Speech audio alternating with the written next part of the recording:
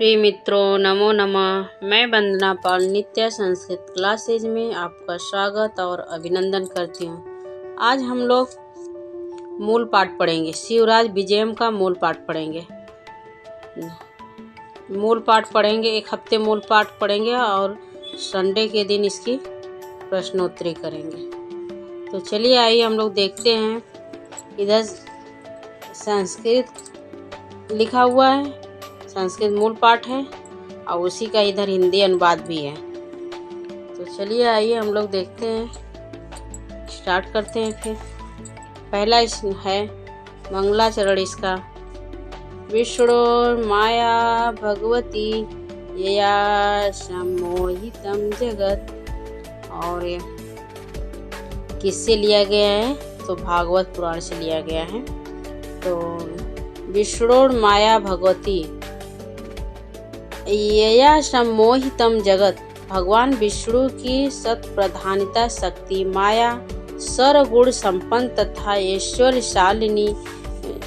शालिनी है, जिसके द्वारा अशेष जगत सम्यक रूप से मोहित किया गया है। ये इसमें मंगलाचरण है इसका। इसमें यह अंबिका दत्त व्यास जी द्वारा लिखा गया प्रथम ऐतिहासिक काव्य है शिवराज विजयम। और उसी में ये मंगलाचरण करते हैं, उसे प्रार्थना करते हैं।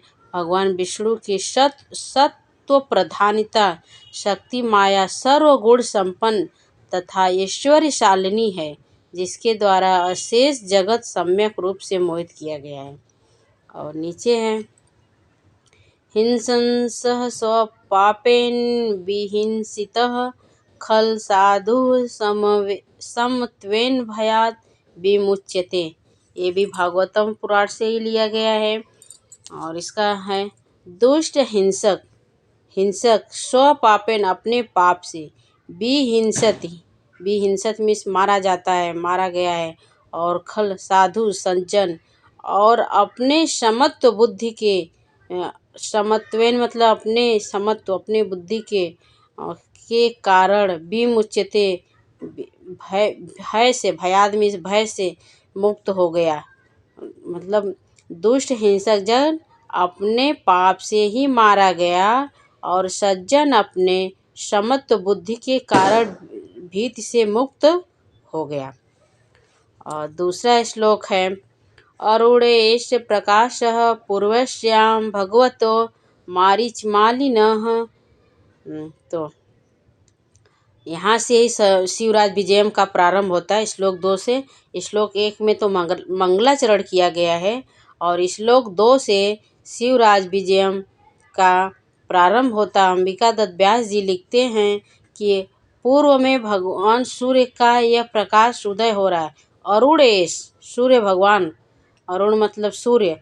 ये प्रकाश पूर्वस्या मैंने पूर्व दिशा की ओर भगवतो मारीचमालिन्य मतलब भगवान मारीचमालिन्य मतलब सूर्य को कहा गया है। यह लाल प्रकाश का उदय हो रहा है, अर्थात भगवान सूर्य पूर्व की दिशा से उदित हो रहे हैं, उनका उदयमान हो रहा है। ऐसा भगवान मणिकाश मंडलस्य करे, ये भगवान सूर्य गगन मंडल के मणि हैं। ये भगवान मतलब ये भगवान सूर्य मणिकाश मंडल से मतलब सूर्य के मंडल आकाश मंडल सूर्य के नहीं गगन मंडल के सूर्य मणि हैं। और चक्रवर्ती खेचर चक्रस्य और नक्षत्र समुदाय के चक्रवर्ती सम्राट है। चक्रवर्ती हैं, खेचर में नक्षत्र, चक्र के सम्राट हैं। कुंडल आखंडल दिशा, इंद्र की दिशा प्राची रूपी नायिका के कुंडल है।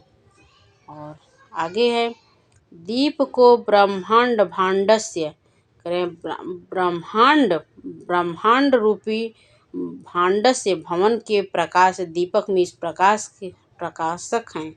और प्रयाण पुंडरीक पटलस्य और कमल की समूह अतिशय प्रिय है। जैसे कमल पानी में अगर कमल खिला हुआ, तालाब में कमल खिला हुआ है तो तालाब में खिला हुआ कमल बहुत ही सुंदर लगता है। वैसे ही जब सूर्य का उदय हुआ पूर्व दिशा की ओर, जब सूर्य का उदय होता है तो वह कमल के समान है और अत्यधिक सुंदर लगता है।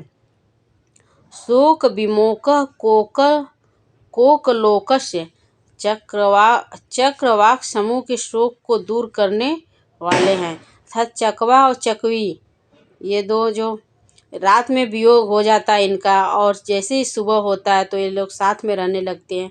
वहीं पे यहाँ अंबिका दत्त व्यास जी लिखते हुए कहते हैं कि चक्रवाक समूह के शोक को दूर करने वाला चकवा चकवी के शोक को ये सूर्य का उदय होना जब सूर्य का उदय हो रहा है तो उनके दुख को दूर हो जाता है, उनके दुख को दूर हो करने वाला है सूर्य।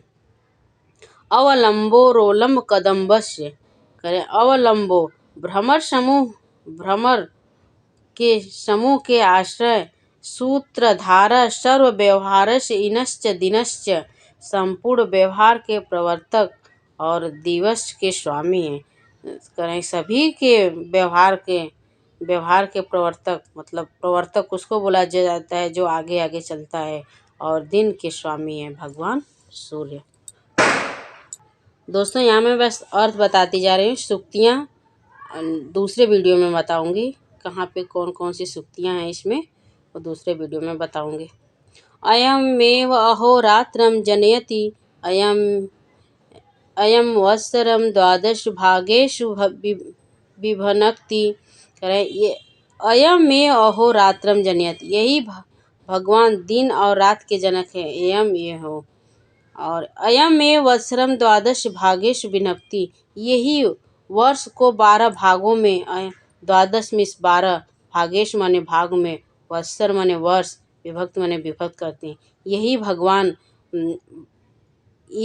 भगवान वर्ष को 12 भागों में विभक्त करते हैं। कौन से भगवान? सूर्य भगवान। ये जितने भी बताया जा रहा है सूर्य की विशेषताएं बताई जा रही हैं। और अयमेव कारणम षडामृतूनाम और बसंत यही भगवान बसंतादि मतलब बसंत आदि 6 ऋतुओं के ही कारण हैं। ईश एवांगी करोति उत्तरम दक्षिणम चयनम और यही उत्तर दक्षिण दिशाओं का चयन करते हैं। और नैव संपादिता युग भेदा इन्होंने ही चतुर्युगों सतयुग 4 युगों कौन कौन से चतुर्युग? सतयुग त्रेता युग द्वापर और कलयुग। ये देखिए ब्रैकेट में लिखा हुआ है सतयुग त्रेता युग द्वापर और कलयुग का भेद किया है। ये नैव कृता कल्प भेदा इन्होंने ही कल्पों का विभाजन किया है। ये नेवा अश्रित भवति परमेष्ठिन परार्धर्ष संज्ञा और इन्होंने आधारभूत बनाकर विधाता की अंतिमा परार्ध संख्या पूर्णता को प्राप्त करती है। या शिवे चक्रवर्ती भरती जर हरती च जगत ये ही भगवान संपूर्ण संसार का पुनः सृजन करते हैं, पालन करते हैं और संहार करते हैं। और वेदायतस्वे वंदिनः वेद इन्हीं की स्तुति करते हैं। गायत्री अमुमेव गायती गायत्री देवी इन्हीं का गान करती है। मैं गायत्री मतलब गाती है। ब्रह्मा निष्ठा ब्राह्मणा अमुमे वाहक रूप तिष्ठ्यन्ते ब्रह्मा मतलब ब्राह्मण प्रतिदिन इन्हीं की अर्चना करते हैं, पूजा करते हैं। अमु में मतलब इनका ही आवाहन करते हैं, इनका पूजा करते हैं।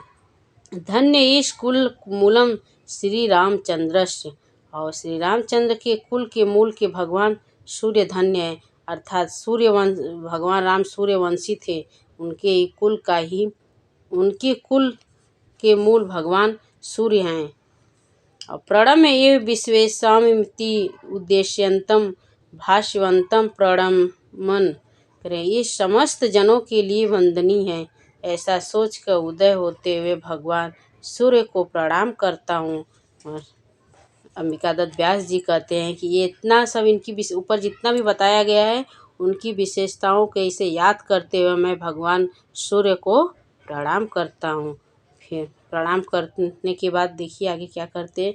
निज पर्ण कुटीरात निश्चक्राम कश्चित गुरु सेवन पटु विप्रवटुः।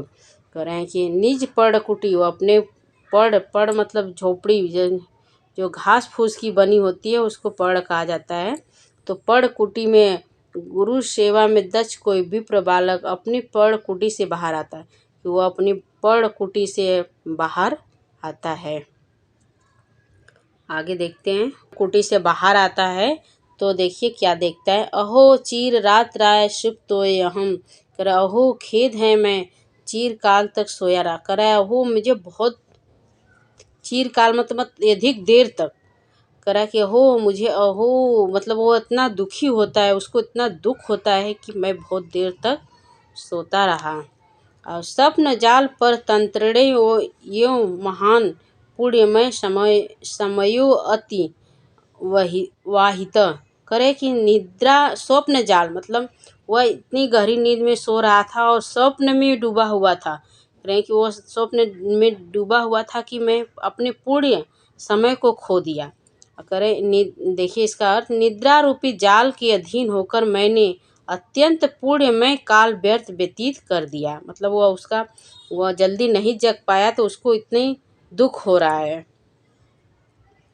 संध्योपासना समयो अयम अस्मद गुरु चरण नाम।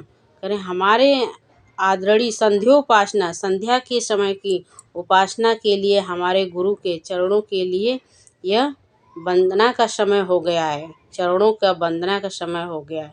इसका हमारे आदरणीय गुरुदेव का यह संध्या वंदन का समय हो गया है। जब वो उठता है तो उसको दुख होता है कि मैं इतना लेट तक सोता रहा और सोते हुए मैं इतनी गहरी नींद में सो गया था कि मुझे समय का पता ही नहीं चला।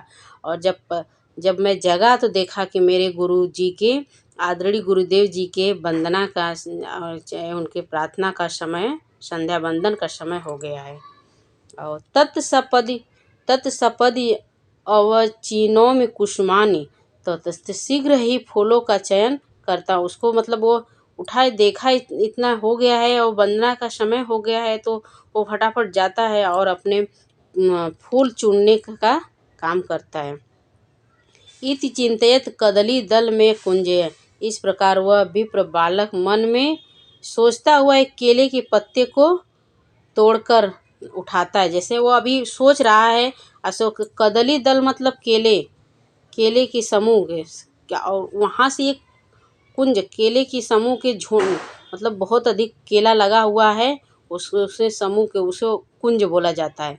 जहाँ पे चारों तरफ से पेड़ लगे हों और बीच में जगह खाली है तो उसको कुंज बोला जाता है।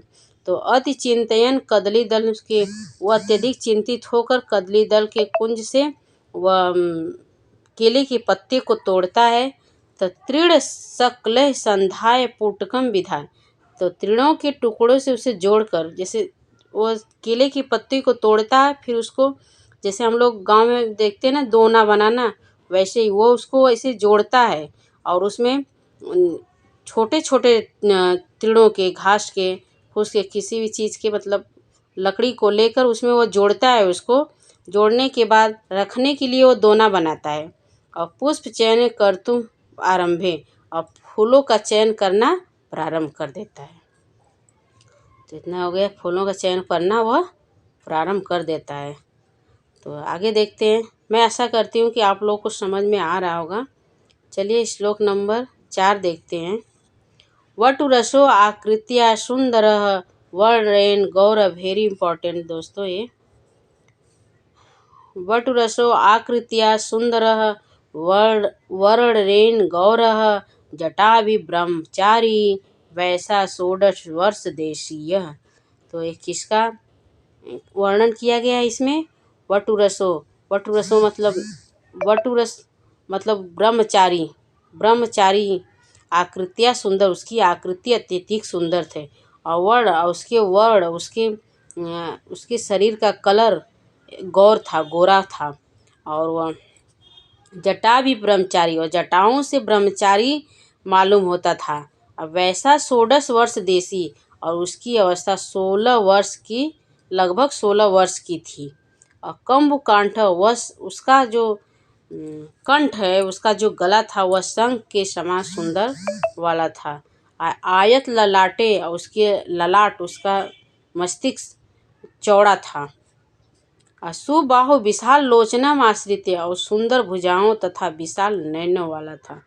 कह रहे हैं कि वह जब फूल चयन कर रहा था, फिर उसके बाद वह गौरवटु, फिर इसके बाद वह गौरवटु आता है, वो देखता है कि वह ब्रह्मचारी बालक, यहाँ पे गौरवटु की ही शरीर का वर्णन है, उसकी गौरवटु की विशेषताओं का वर्णन किया गया है कि गौरवटु ब्रह्मचारी बालक आकृति से सुंदर था, और वह गौरवर्ण था और जटाओं से। दोस्तों यहाँ इसमें गौरवटु वो गोरा है इसलिए उसका नाम गौरवटु है, और श्याम बटु का वह सांवला है इसलिए उसका नाम श्याम बटु रखा गया है। तो वह गौर कलर का था इसलिए गौरवटु, और जटाओं से वह ब्रह्मचारी मालूम होता था। ब्रह्मचारी तो था ही वह। उसकी अवस्था लगभग 16 वर्ष की थी। वह शंख की समान सुंदर कंठ वाला था, और उसके ललाट जो थे चौड़े थे, सुंदर भुजाओं वाला तथा विशाल नयनों वाला था। चलिए अब आगे पैराग्राफ 5 देखते हैं हम लोग। कदली दल कुंजायितस्य एतस् कुटीरस्य समन्तात् पुष्पवाटिका। करें कदली दल, कदली मीन्स केले के दल के कुंजे से, एतत् कुटीर समन्तात् पुष्पवाटिका, केले के वृक्षों से घिरी होने के कारण कुंज के समान प्रतीत होने वाले इस कुटिया के चारों ओर एक पुष्पवाटिका थी। कुटिया के चारों ओर पुष्पवाटिका था, बीच में कुटिया बनी हुई थी और इधर चारों तरफ उनकी पुष्पवाटिका थी। तो पूर्वतः